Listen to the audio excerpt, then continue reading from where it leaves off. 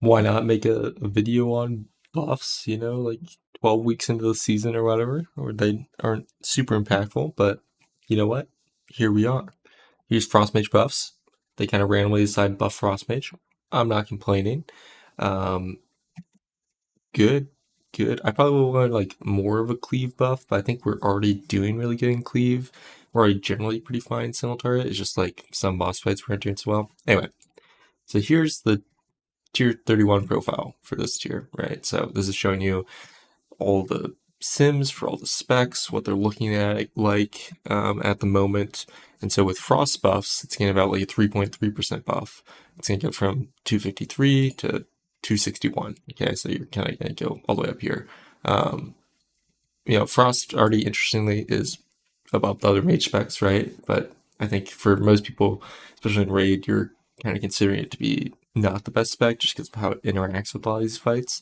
You'll see that even when you just look at boss damage only to, you know, various bosses. So like on Farok, you have to scroll all the way down to 66 to find a Frost Mage, right? But and part of this is because there's a lot lower representation of Frost in this fight, but also it's just time anomaly, not very good and everything. So you can look at something like a Gira though, and then find Frost, at the top of the single target charts again, right? So really, it's kind of more has to do with like fight design and how you're playing the fight than it has to do with the current tuning of the different specs. Frost is doing great. This will just help him out, a little bit more.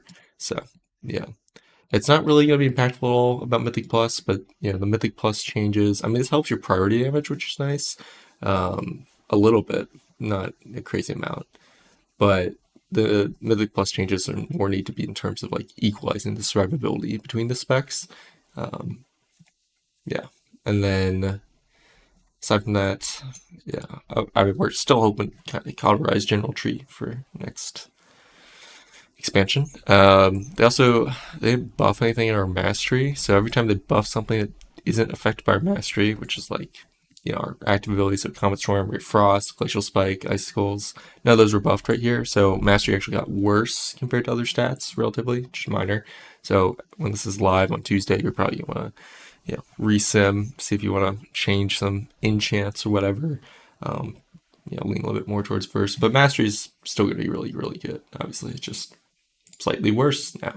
Um, Obviously, net positive regardless. But yeah. So, all right. Hope that was interesting. I really hope they release some news about Faded soon because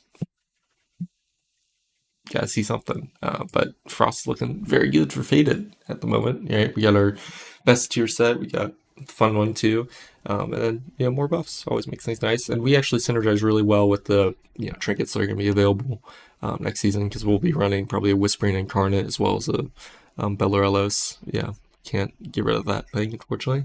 And then that's kind of OP.